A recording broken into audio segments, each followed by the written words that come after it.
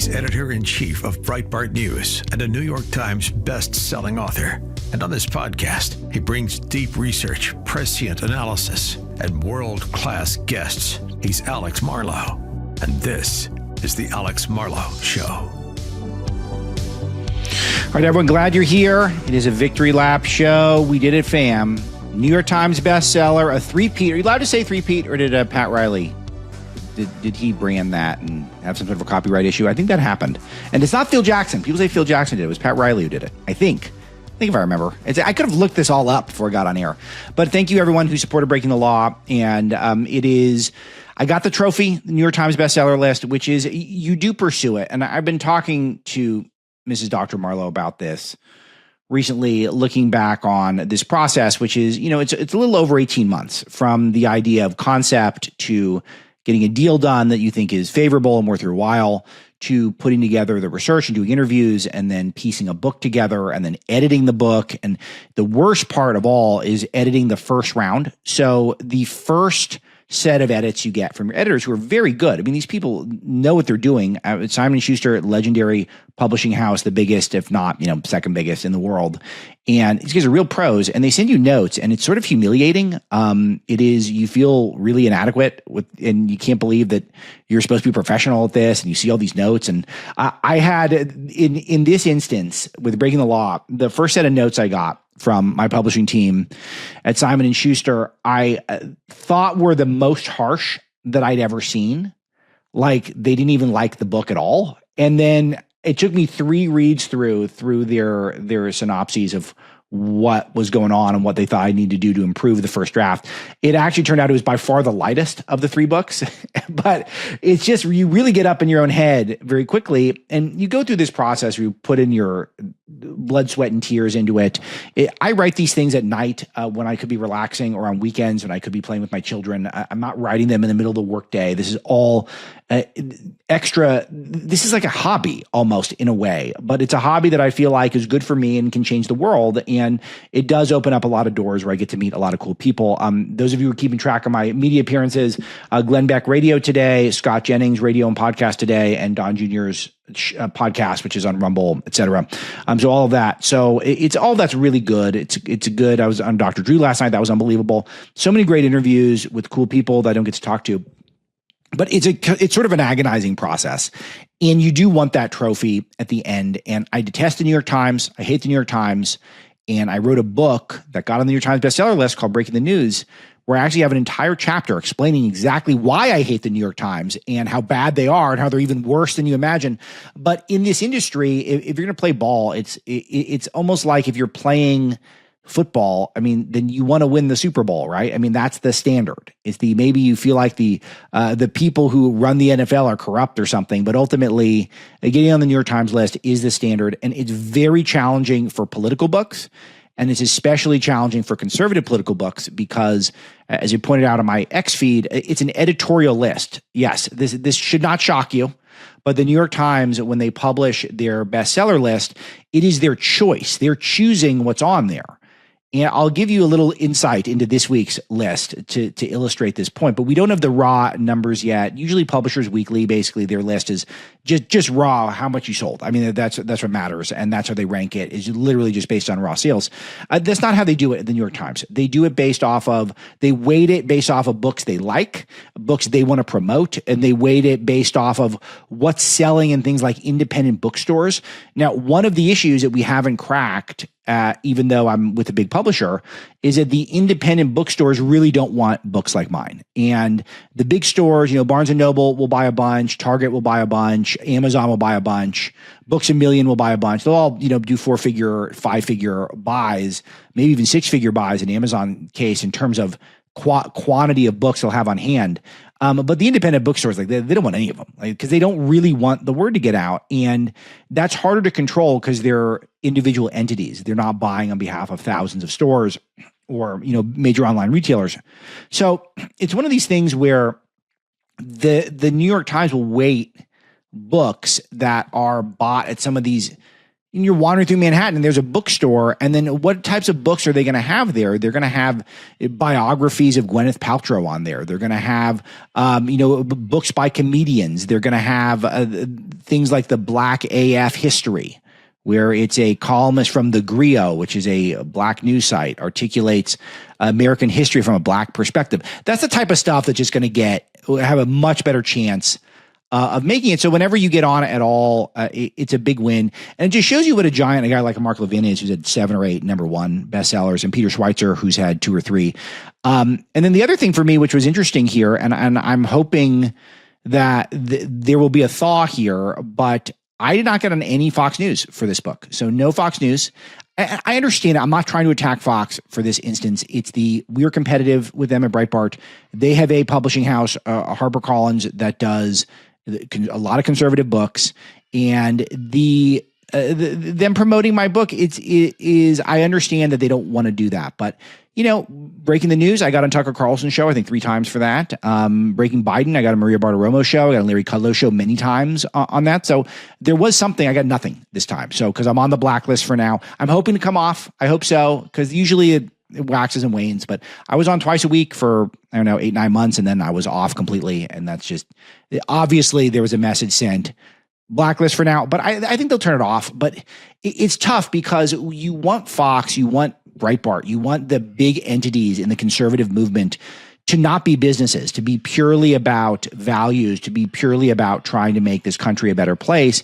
And there is a business element to all this stuff. And I try to keep that to an absolute bare minimum with my show and with Breitbart.com, though I'm the boss of editorial at Breitbart News. I don't own the company. But it's one of these things where I understand it's inevitability. And if the Murdochs want to play hardball, that they're not going to promote books that are within the value system of Fox because of because they're competitive in a business sense. I get it. I don't think it's good for the country, but I get it. I'm not whining too much about it. But we had to break through. We had a lot of headwinds to break through. And a lot of my biggest media didn't occur during the first week. So as I mentioned, I got Don Jr., I got Scott Jennings, I got Glenn Beck. All of that was today. That's all today. So we're way out of the first week. Mark Levin, which I'm sure I'll get in his radio show, he's promoting his own book. So he's not having, other authors on right now. And I'll get on that show and it'll sell a lot of books. So anyway, so you got that going. And then you look at stuff that they always choose these books that are, they just decide they're going to be permanent on the list no matter what the sales are.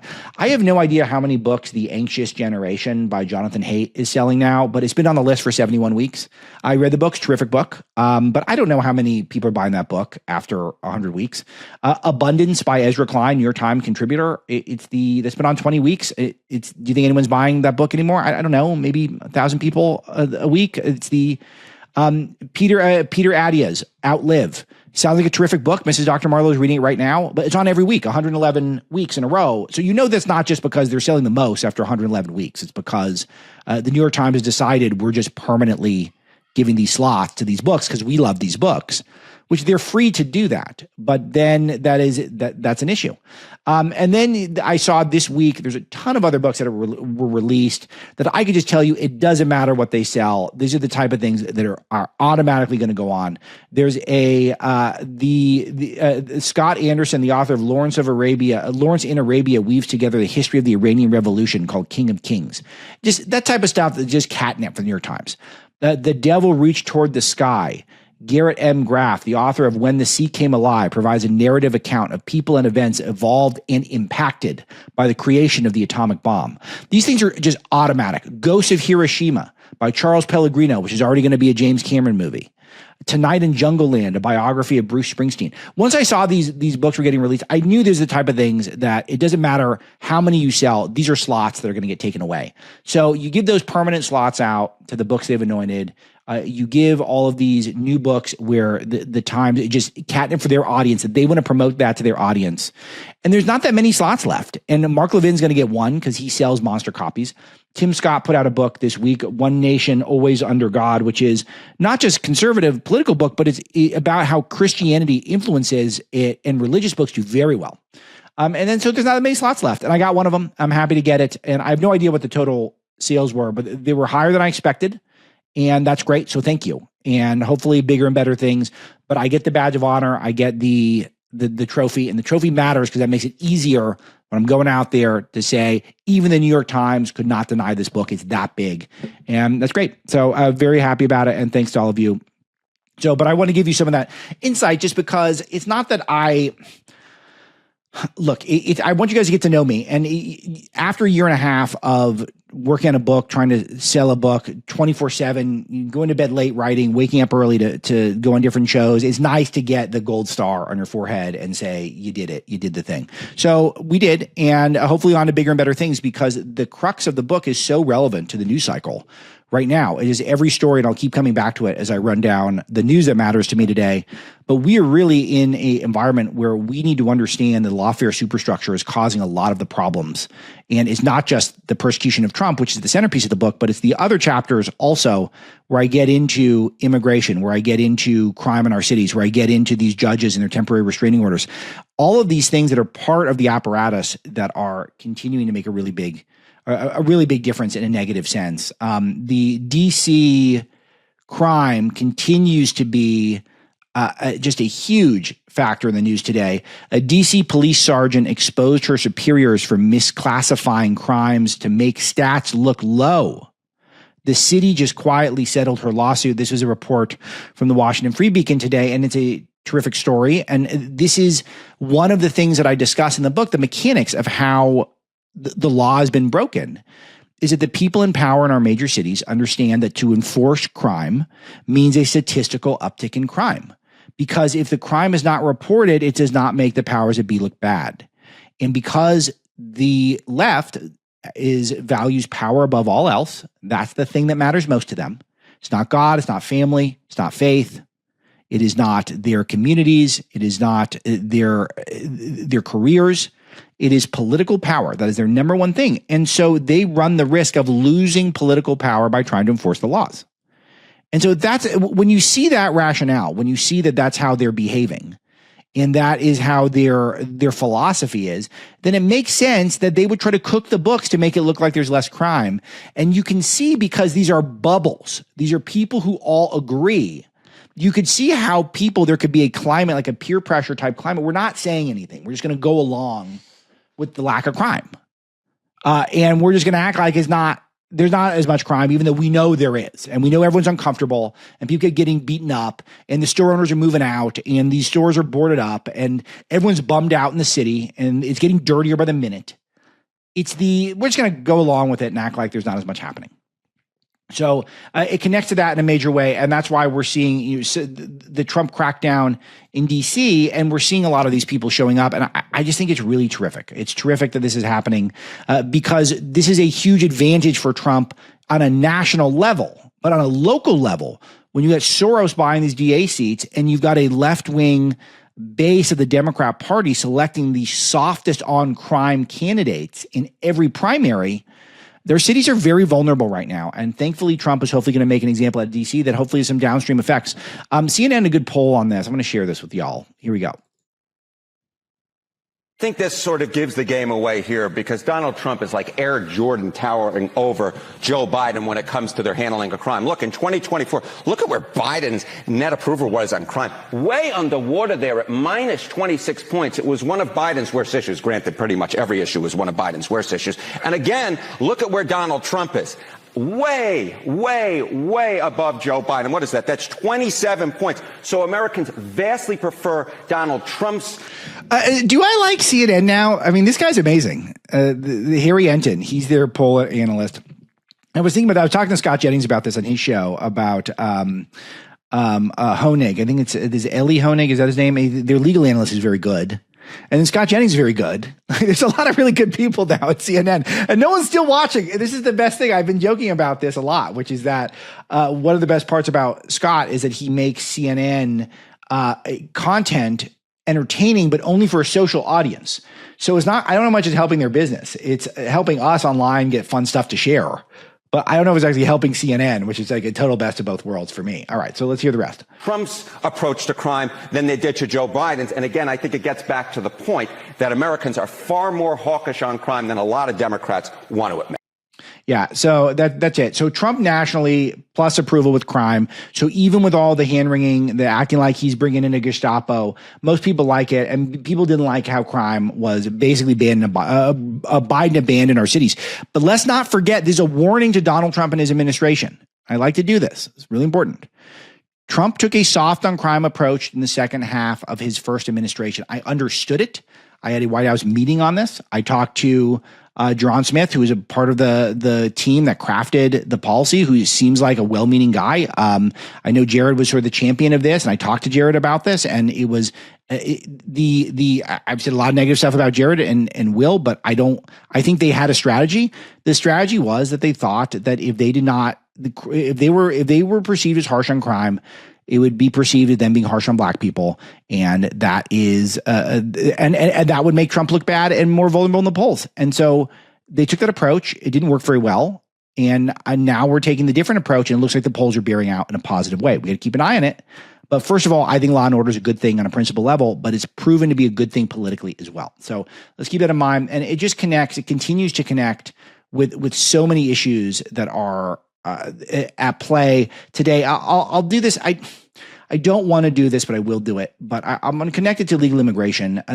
Trump is saying D.C. is no longer a sanctuary issue, and Trump's federal takeover of Washington, D.C. is leading police to working with ICE agents. So we got ICE agents in the street cracking down on illegal alien sanctuary. I can't believe it. It's such a disgrace. That's our country. The reason why I don't want to do this is because I did some of the ICE crime arrests on yesterday's show, and I just find it to be such a bummer, but I'm going to do it again. Maybe I'll have to do it every show. We used to do this on radio where I would just have day after day. I do 3-hour immigration shows when I was on Sirius XM, and 3 hours, immigration only. If that's what was necessary to get the word out that day. And maybe that's what we're going to have to do here. ICE has arrested a migrant in a sanctuary state of New York, convicted of raping and sodomizing his 9-year-old stepdaughter. ICE agents arrested Michael Cabiona. I'm reading from John Binder at Breitbart. The Democratic Republic of Congo this week, after he served just 10 years in New York prison for raping his stepdaughter. Cabiona was found guilty in 2015. We get more horrible details, and they let him out early. Think about all the drinks you grew up with that you still love today. The ones you got to have at the barbecue or in the break room. We're talking Coke, Diet Dr. Pepper, Diet Mountain Dew, the vice president's favorite. These iconic brands are part of the American story, and they have been for over 100 years. With everyone talking about American jobs lately, the companies behind these beverages have been walking the walk this whole time. America's beverage companies are making American products with American workers in America's hometowns. They employ over 275,000 men and women in all 50 states. They're people who show up every day, do the work, and deliver for our economy and communities. So see for yourself everything that we're doing at wedeliverforamerica.org. See for yourself, wedeliverforamerica.org.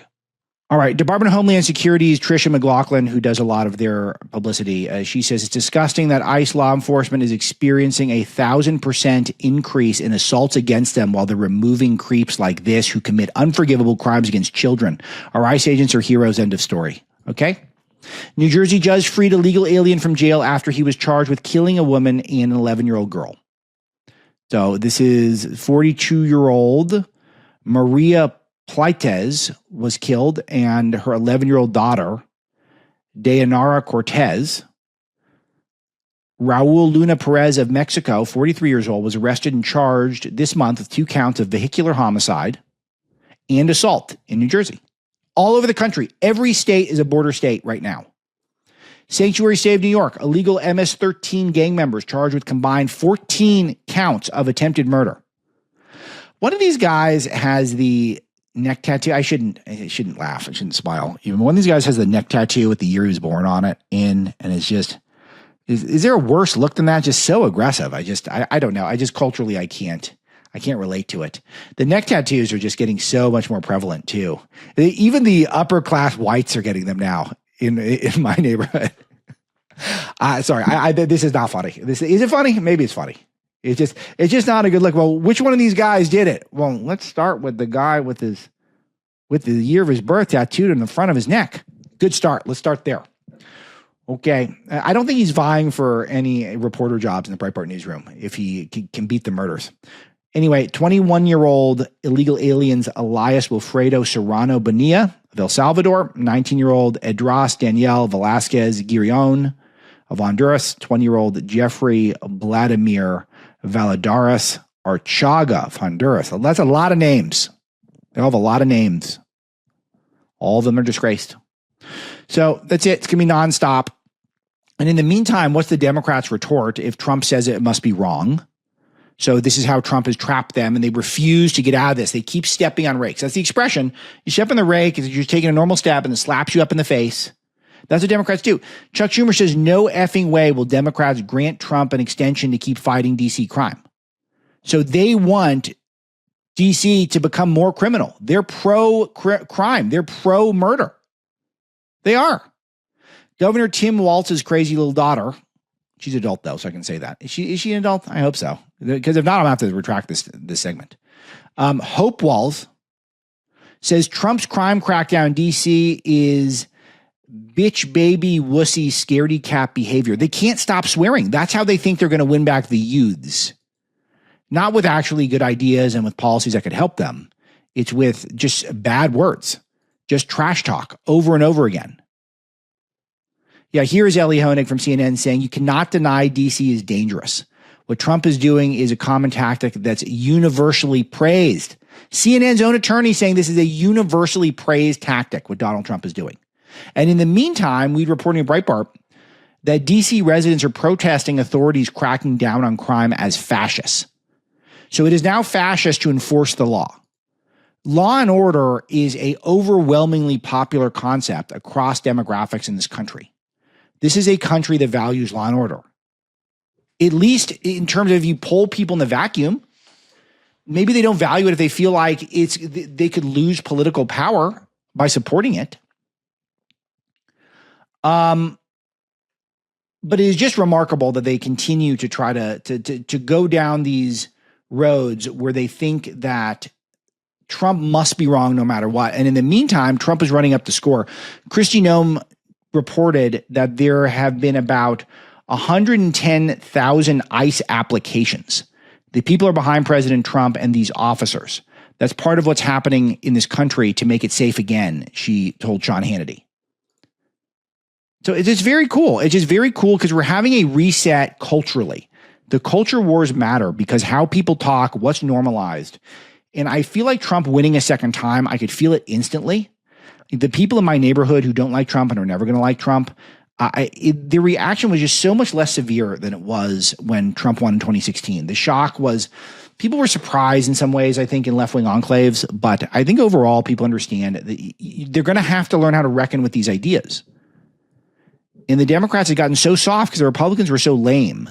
And then Trump got in and he was trying to find his footing. But they had the Russia hoax, that going on. And so that slowed him down a lot. And then they tried to lawfare him to death in the interim. But now Trump is just hitting the pavement hard all the time. And that's why I don't want to get bogged down with some of the negative stuff. And there's some negative stuff. I mean, I didn't love the way the Epstein stuff handled. I'll say it over and over again. But there's so much positive going on. I will mention the Rushgate item. Declassified emails by Tulsi Gabbard, who's been on a declassifying spree, allegedly showing James Clapper's role in the intelligence report. I've been saying this, not 2 tiers of justice in this country, it's 3 tiers. It's most people is in 1 tier. Donald Trump and his supporters are in another lower tier. And then there's the James Clapper, the Adam Pencil Neck Schiff tier, where you actually get contributorships, you get promotions from the House to the Senate, you get book deals because you're using your security clearances to spread false news as if it's real throughout the media to try to control the narrative and to undermine the President of the United States. So former DNI James Clapper getting targeted, fairly so, by the current DNI Tulsi Gabbard. Top secret emails, according to a report I'm reading from this is CBS, local CBS, that Clapper tried to suppress concerns that were raised in connection to efforts to falsely tie President Trump and interfere in the 2016 election. So basically, it was elevated in a exchange with then NSA Director Mike Rogers, as well as then FBI Director James Comey and then CIA Director John Brennan. There were serious concerns that NSA's lack of sufficient access to intelligence, and Rogers warned the NSA personnel were not fully comfortable with the assessment due to insufficient review time. And Clapper said, doesn't matter, we're moving on.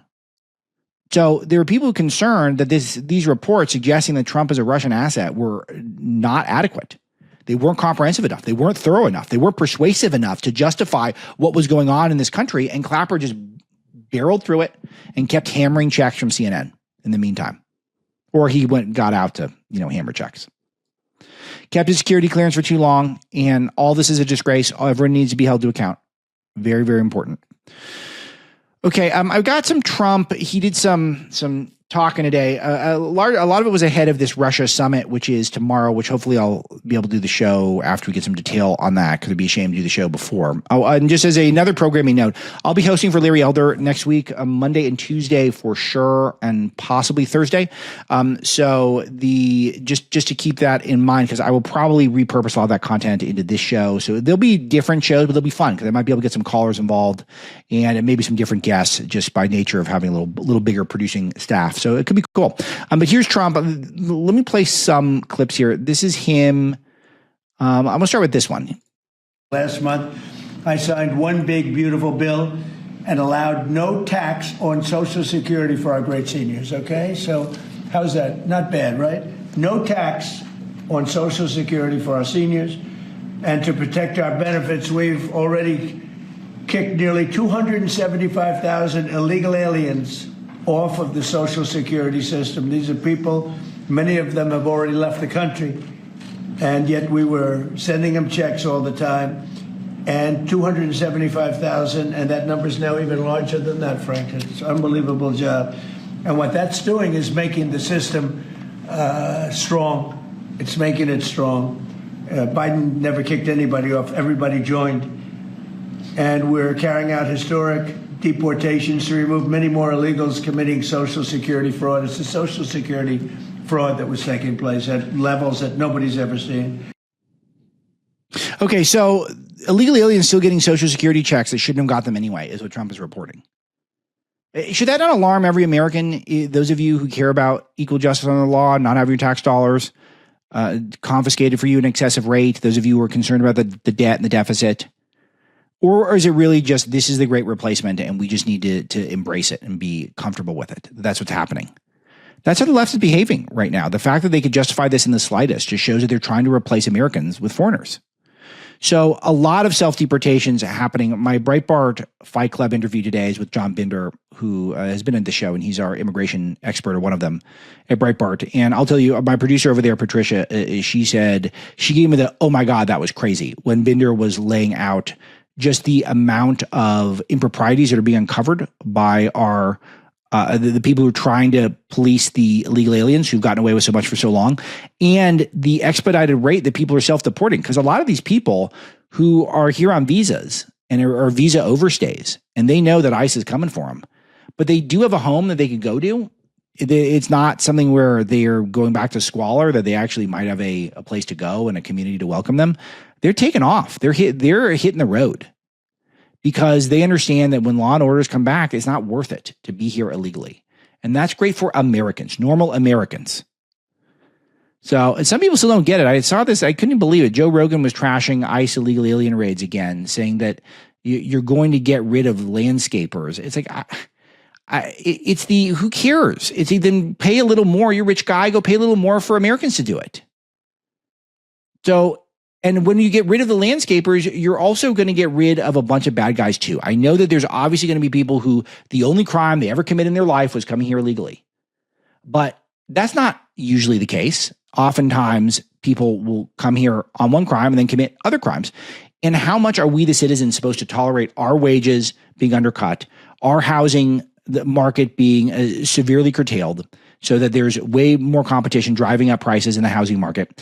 And how much are we supposed to, how many people, how many of these instances where an illegal alien gets drunk and runs over a mother and child in the car that I reported to you back-to-back days, how many of those are acceptable to you so that the landscapers aren't inconvenienced, so they got to do landscaping in a different country? Go do landscaping in another country. I don't care. So really important that the elites still don't get it, and we've got to keep hammering this point to them. All right, so Trump, so we get the Russia thing coming up tomorrow. Here is Trump. Check this out. We have a meeting with President Putin tomorrow. I think it's going to be a good meeting, but the more important meeting will be the second meeting that we're having. We're going to have a meeting with President Putin, President Zelensky, myself, and maybe we'll bring some of the European leaders along, maybe not. I don't know that it's going to be very important. We're going to see what happens. And I think President Putin will make peace. I think President Zelensky will make peace. We'll see if they can get along. And if they can, it'll be great. You know, I've solved 6 wars in the last 6 months, a little more than 6 months now. And I'm very proud of it. I thought the easiest one would be this one. It's actually the most difficult we have. This is really important conversation that we're having here, is that he wants credit for solving these wars. He's trying to solve wars. He wants to get Israel-Palestine done, or Israel-Hamas. That's really what it is. He wants to get Ukraine-Russia done. So they're going to have this meeting, and then now there's, I guess, outrage that Trump could bring Putin to Alaska, and no one cared when Biden brought the Chinese delegation to Alaska, and then Tony Blinken got a swirly. You guys remember this? Those of you who've been with me for a while, the swirly summit. I wrote about this in Breaking Biden, which you got to check it out. It's an amazing bit. But China came in on our own soil, was telling us how we're racist. They're a blatantly racist society. And they barely have any black people at all. They mistreat them all. And then they were telling us that we abuse black people, Black Lives Matter, using the left's talking points against our country. And Tony Blinken basically just sat there and said, oh, yeah, you guys are right. We're terrible, but we're working on it. So it's just one phony outrage after the next. Trump is a peace president. He wants to broker this peace. He's determined to do it. And let's see what happens. Maybe it's a mineral deal. Maybe that's how this gets done. I'd be interesting to see if Zelensky shows up too, but if they both show up, it could really be explosive. But this could be one of the biggest moments of the administration tomorrow. All right. I have not been getting a lot of sleep. I've been going to bed late because of the writing. I've been waking up early for the media, but I need to be fired up. I got to treat every one of these hits, and I've done probably 50 in the last week. I try to treat every one of them like it's the first time anyone's ever heard my message, and I've got a secret weapon. Crockett Coffee, fueled by Crockett Coffee. Absolutely delicious. I'm on the dark roast, but they got the medium. They got the mushroom organic blend. They got the K-Cups, light, decaf, whatever you got. Great people founded the company, Buck Sexton and Clay Travis, who are internet legends, broadcasters extraordinaire. Also have a great eye for a cup of coffee, roasted in America's heartland. And you can feel like a Western settler or a talk show host while you're drinking it. Can't recommend enough. Go to crockettcoffee.com. Use my first name, Alex. Get 20% off your first order. crockettcoffee.com. crockettcoffee.com. Promo code Alex. Get 20% off, and you will not regret it. I promise you.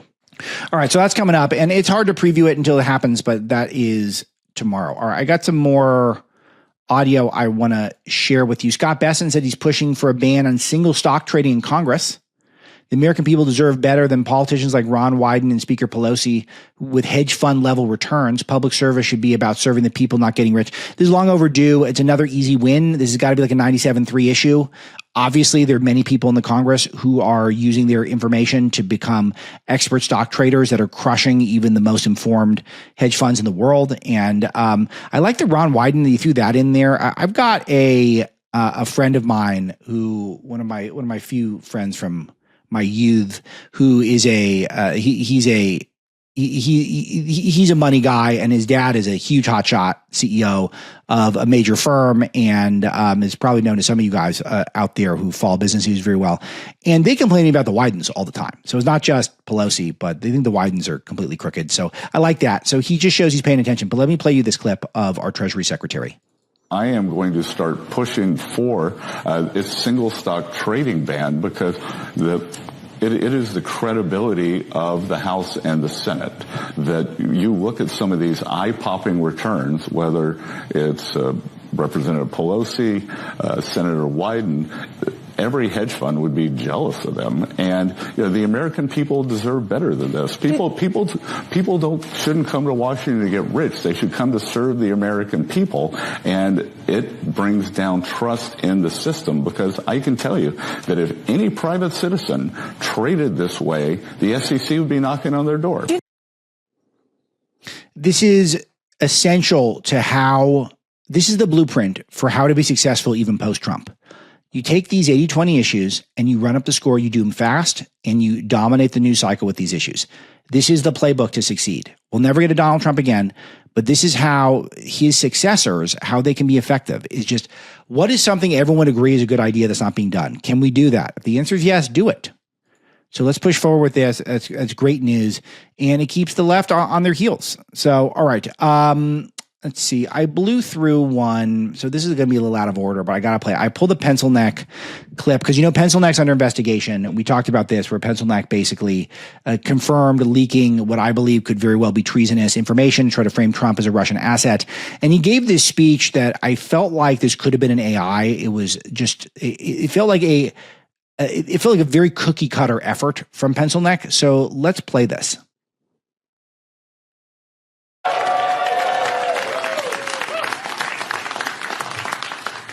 Thank you, Pete, and thank you for the amazing job that you do. Folks, we are at a precarious moment in our nation's history. All of us in this room who have lived in the generation post-World War II, we're used to growing up in a world of ever-increasing freedoms. We saw new democracies being born. We saw walls coming down. We saw our freedoms expand, the freedom to speak our mind or practice our faith or to love whom we would love, and we thought that this was inexorable, that it was like the moral arc of the universe always bending towards justice. So this is what Democrats like on the stump. They like platitudes. Every single one of these platitudes. There's a bunch of people standing behind him who are it looks like every color, every shape, every race, every height.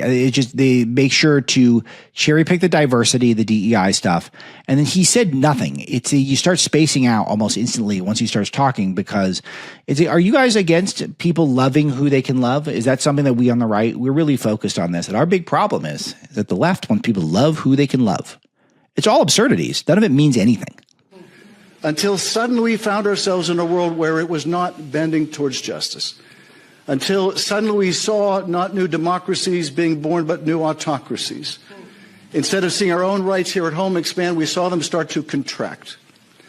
So he's got that cadence of a politician, but he's still not saying anything that what rights have contracted. We're trying to free the citizens from the criminals.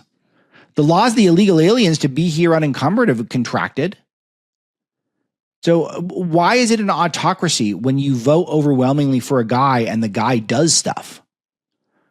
So you can't say that because he hasn't commandeered the military for his own purposes.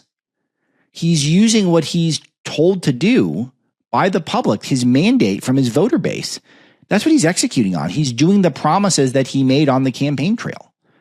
So don't they leave anything in the tank? It's sort of like when you're in the airplane. Do you always just immediately, once you get up to 10,000 feet, just depress that button and cock your seat back as far as you can go? Or occasionally, do you ever just go halfway and then just maybe think, well, maybe I want to go a little bit more later and I'm going to save that for myself. That's how I'm wired. It's nice. Last night we were celebrating, obviously, of course we're going to celebrate, big night. I got the Wagyu tri-tip, which is probably my favorite cut, I think, these days. And I get the habanero chipotle, not the habanero honey rub going, cooked it slow over applewood until it was up to temperature, long rest, seared it off. You guys know what I do. Okay. And I did not get a big tri-tip because it was just me and Mrs. Dr. Marlow. I thought we were going to go through it. I thought we were going to mow that thing down, but we didn't. And do you know what I felt about that? Not guilt that I didn't finish the tri-tip that I bought. Excitement that there's more tri-tip today. That's what I felt. These guys go that Trump does anything. And they go, oh, it's autocracy. It's authoritarianism. Fascism is on our shores. We've never seen anything like this. I live in fear. So now if he ever does anything that's fascist, you'd have cried wolf over and over again.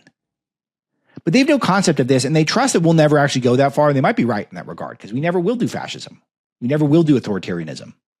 We actually believe in law and order. I point this out in Breaking the Law, how Trump did not defy any of the court orders. And that's why they focus so much on Abrego Garcia, because that was the closest he came, because a court order came he shouldn't have done the shipping of Abrego to El Salvador, which was legit. The court order came, don't do that, just a few hours after Abrego left. And so that's where the Democrats were thinking, well, we got him. We can bust him for this is unconstitutional. He's defying the courts. We're going to impeach him again. But they couldn't, because still by a few hours, Trump had not defied the court order. But that exception proves the rule. He's choosing not to do that. And I think that's the right move. So a lot of people are fed up. I think some people would differ, who I respect. But I think overall, if we can win fair, let's win fair. All right, let's hear more from the brilliant pencil neck. And we have come to learn, much to our shock and astonishment, that this thing we call democracy is fragile. And now we are on the precipice of another great threat to our democracy, and that is... This is completely interchangeable with every other time he's ever spoke ever. Do you think he does this when he's at the dinner table with his family? Not to haunt all of your dreams, when he's in bed with his spouse? Is this the only way that he communicates? Is that our democracy is fragile and it's under attack from authoritarians?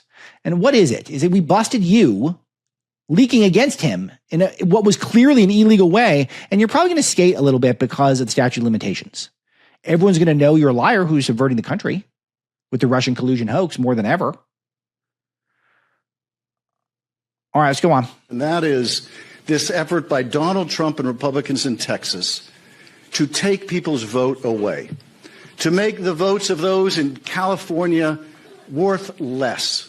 You know what Newsom's planning to do now in California? He wants to try to gerrymander the state so the Democrats get even more seats, 8 or 9 more seats. That's what he wants to do. There's only a handful of Republican seats, even though over 40% of the country is Republican. So he's going to run that risk politically, that he's going to further alienate the Republicans that are here, and to lose the veneer at all that he's a nonpartisan guy. So that's how Adam shifts state in California. That's the move when they're going to gerrymander in Texas, which is a rich tradition. Rebecca Mansour has written about this for us at Breitbart News over the years. How the country is a rich tradition of gerrymandering. None of us like it, but none of us know the alternative. We've been talking about this for over a week. No one suggested to me any sort of alternative to gerrymandering.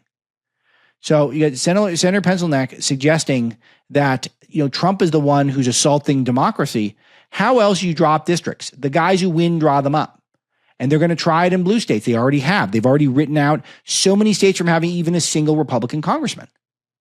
So, and then Newsom in Shift State doesn't say, you know what, we're going to be classy and we're actually going to redraw things so they're more fair. Maybe the Republicans will get an extra seat.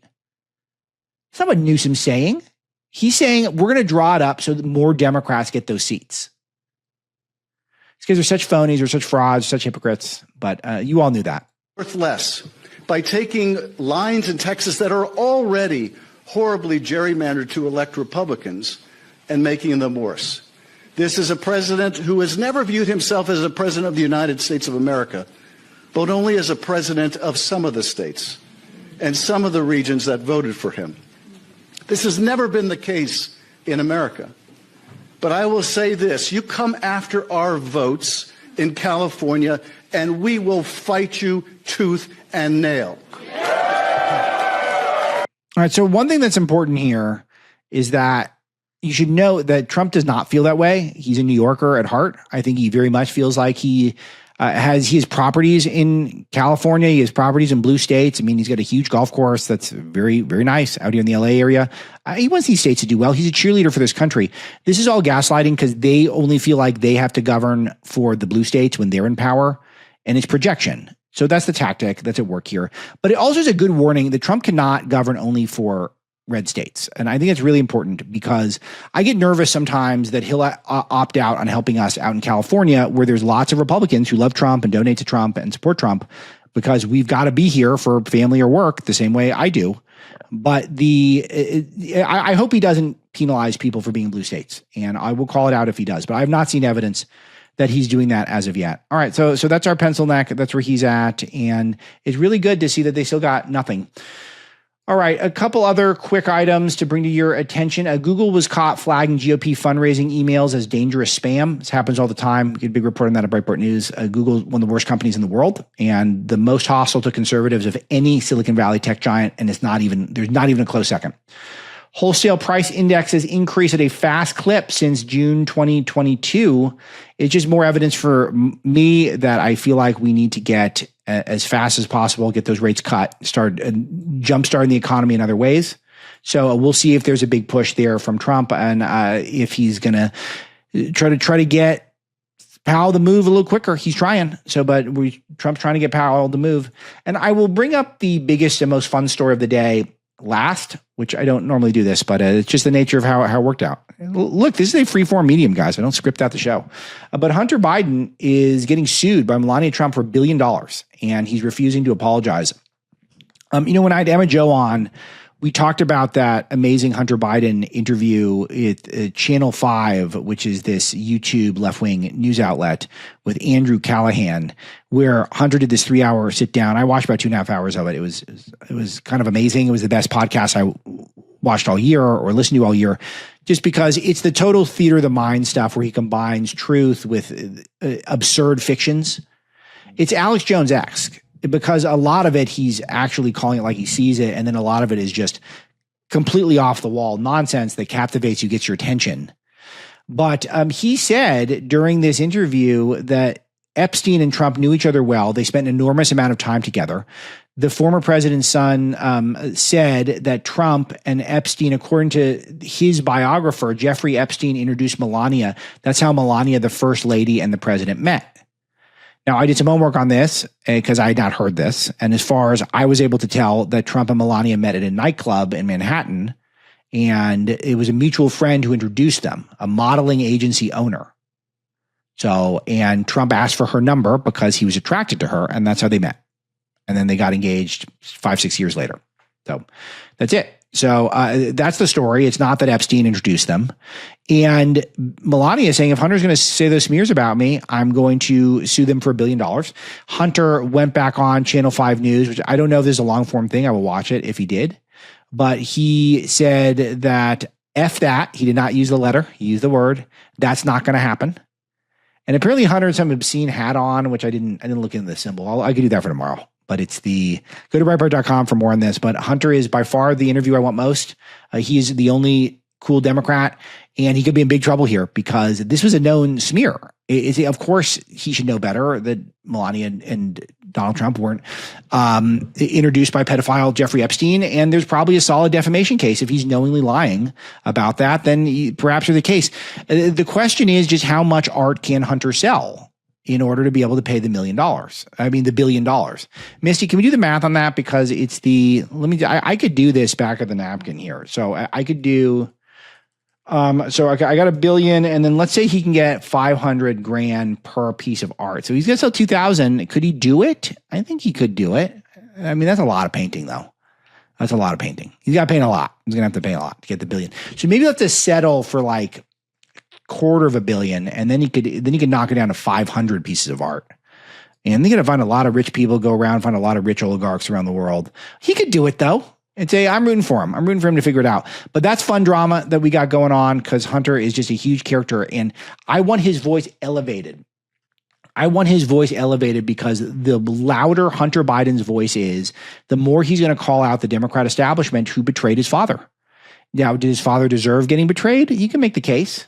But Hunter is pretty smart. He's obviously, feels like he has nothing to lose, and he hates a lot of people. So the more Hunter content, the better. And of course, I wish Melania all the best in collecting money from Hunter. I think it could be really exciting. All right, that'll do it for today. Thank you very much to our producer, Misty, who also hooked me up with a great Scott Jennings interview. So thanks, Misty, double today. And thanks to all of you. Oh, John Cassio, who's doing the clips and socials. They look awesome. Thanks to all of you who picked up Breaking the Law. Get an extra one for a liberal friend. Maybe get 10,000. That would be good. That'll help us out. We'll go up the charts next week. And stay tuned to my social, particularly my X, Instagram too, but particularly my X account. And we're putting a few on YouTube also. You should subscribe to my YouTube if you don't already. We're trying to get some of those clips from my other media appearances out there because I know some of you enjoy those. Why wouldn't you? It's fun. It's a totally different skill being a guest to being a host. Great. That's it. That's the Marlow Show today. See you tomorrow for Hawaiian Shirt Friday.